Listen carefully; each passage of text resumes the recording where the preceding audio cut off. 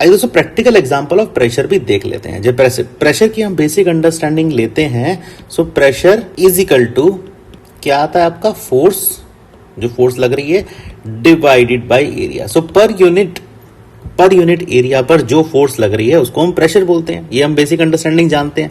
इसी कॉन्सेप्ट को लेकर कुछ प्रैक्टिकल एग्जांपल ले लेते हैं, प्रैक्टिकल लाइफ से उठाते। देखिए सबसे पहला एग्जांपल उठाते हैं फ्रूट्स का। यहां पर देखिए नाइफ है आपके पास एक, इससे आप क्या कर रहे हैं, एप्पल को काट रहे हैं। तो क्या होता है नाइफ में, देखिए नाइफ में यहां से एक फोर्स लग रही है। अच्छा नाइफ में ना अभी आप यहां से एक फोर्स लगा रहे हैं, ठीक है साहब। ये फोर्स क्या कर रही है, ये फोर्स एप्पल पर जाके लगेगी। बट यहां पर प्रेशर का अगर हम एग्जांपल लें, सो प्रेशर क्या है, प्रेशर है आपका force divided by area. So area यहां पर देखिए किसकी बात हो रही है, यहां पर जो ये जो शार्पनेस है ना नाइफ की, ये जो है ये जाके टकराएगी आपके, तो मतलब इसके एरिया की बात हो रही है। ये अंडरस्टैंड करिए, इसके एरिया की बात हो रही है। और ये जो एरिया है ये बहुत ही कम है, वेरी स्मॉल, ठीक है ना। सो इसका जो एरिया होता है बहुत ही कम होता है, ठीक है ना। लगभग अगर हम देखें प्रैक्टिकल लाइफ से उठा के 10 माइक्रोमीटर इतना इसका एरिया होता है, बहुत ही कम इसका एरिया होता है। सो ये जो एरिया इतना कम हुआ, तो इसका मतलब क्या है, आप अगर फोर्स हल्की सी भी लगाएंगे ना, सो इस पर प्रेशर काफी तेज लगेगा। क्यों, क्योंकि एरिया बहुत ही, तो अब आप एरिया देखें तो बहुत ही छोटा है, तो प्रेशर बहुत ही तेज लगेगा। सो अगर आप इसको हल्का सा भी टच करते हैं, जैसे एप्पल पर आप रखते हैं ना इसको, नाइफ को, तो एकदम से वो कट जाता है, एप्पल आपका कट जाता है। वो यही रीजन है कि जितना ज्यादा ये शार्प होगा, जितना ज्यादा इसके एजेस शार्प होंगे ना, उतना ही कम आपका एरिया होगा। सो जितनी शार्पनेस बढ़ती जाएगी उतना एरिया कम होता जाएगा। सो जैसे देखिए आप कभी कभी क्या करते हैं ना, जो नाइफ फ्रूट काट नहीं रहा होता आपका, ठीक है ना, गलत फ्रूट काट रहा होता है, आप क्या करते हैं, या तो नया नाइफ खरीदते हैं या फिर उसको शार्प कराते हैं। तो शार्प इसीलिए कराते हैं कि जो इसका एरिया है वो जितना आपको शार्प मिलेगा उतनी ही ज्यादा प्रेशर नाइफ ऑटोमेटिकली लगाएगा, ठीक है ना। आपको बस थोड़ी सी फोर्स लगानी है और एकदम से नाइफ उसको काट के रख देगा। सो जैसे ही कटेगा तो इस तरह से एप्पल की शेप आपको मिल जाएगी, आप खा लीजिए इसको, ठीक है जी।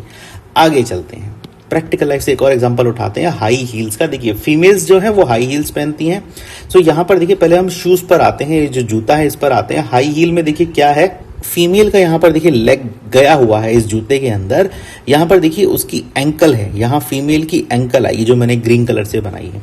ये जो एंकल है ये इस हील पर आती है, ये हील पर, ये जो एंकल है ये इस हील पर बैलेंस होती है।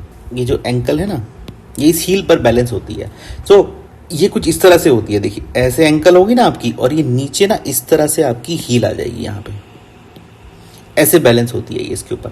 सो इसका मतलब देखिए क्या है कि जितनी ज्यादा आप पॉइंटेड हील पहनेंगे उससे क्या होगा, उससे ये होने वाला है, वही फॉर्मूला पे आ जाइए। फॉर्मूला क्या कहता है, pressure is equal to force divide by area. जितनी ज्यादा पॉइंटेड हील पहनेंगे उतना ही जो एरिया है ना उतना ही रिड्यूस होगा, उतना ही एरिया अगर रिड्यूस हो गया, एरिया कम हो गया, सो प्रेशर ज्यादा लगेगा। सो जितनी ज्यादा आप हाई हील पहनेंगे आपकी ये जो एंकल पर ज्यादा प्रेशर लगने वाला है। जैसे ही हील को और कम करेंगे प्रेशर और तेज हो जाएगा। तो इसका मतलब हाई हील को अवॉइड करना चाहिए। उससे क्या होता है, उससे एंकल पे ज्यादा प्रेशर लग के बॉडी पर एक ज्यादा प्रेशर महसूस होता है। सो इस तरह से भी हम समझ सकते हैं, ठीक है। ये देखिए यहाँ जो हील बनाई है इसका एरिया देखिए कितना है, और यहाँ आपका एंकल आ जाएगा इस तरह से। तो पूरा यहाँ से एक तरह से ना फोर्स एंकल आ जाएगा अब यहाँ पे, ठीक है ना। तो प्रेशर काफी तेज लगेगा क्योंकि एरिया काफी छोटा है, ठीक है ना। इस तरह से हम इसको समझ सकते हैं। आइए एक और एग्जांपल लेते हैं स्कूल बैग्स का। आप सब लोग स्कूल बैग्स कैरी करते हैं, इसमें देखिए क्या होता है, यहाँ पर 2 स्ट्रिप लगी होती हैं, ठीक है। अगर आप पूरा का पूरा स्कूल मान लेते अपने हाथों से उठाएंगे, यहाँ से मान लेते हैं अपने हाथों से आपने स्कूल बैग को यहाँ से उठा लिया, ऐसे उठा लिया और ऐसे उठा लिया, ऐसे तो आप नहीं लेके जाते, यहाँ से ऐसे उठा लिया, ऐसे अपने हाथों से उठा लिया। सो ऐसे तो आप नहीं लेके जाते भाई, स्कूल बैग को आप पकड़ के ऐसे थोड़ा ना लेके जाते हो, आप तो अपने कंधे पर ये 2 स्ट्रिप जो होती है ना इनको टांग लेते हो। ऐसा क्यों करते हो, क्योंकि वही फंडामेंटल है, pressure is equal to force divide by area, ठीक है। सो जब इसका एरिया यहाँ पर डिस्ट्रीब्यूटेड हो जाएगा, ठीक है ना, डिस्ट्रीब्यूटेड हो जाएगा, तो क्या होगा, प्रेशर आपको कम महसूस होगा। सो जैसे ही एरिया आप बढ़ा दोगे, यहाँ इसका एरिया बढ़ा दोगे, डिस्ट्रीब्यूशन बढ़ा दोगे, प्रेशर आपको कम महसूस होने लगा। तो यही तो चाहते हैं, जिससे आपकी जो कॉपीज हैं, बुक्स हैं, काफ़ी हैवी हो जाते हैं, फिर भी आपको प्रेशर ज़्यादा नहीं लगता। क्यों?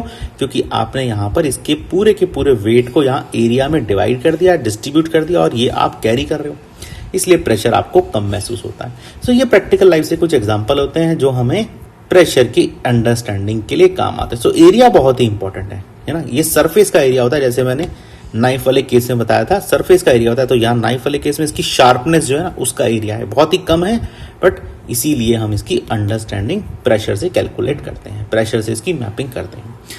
इस तरह से हम इस टॉपिक को समझ सकते हैं। सो आगे चलते हैं।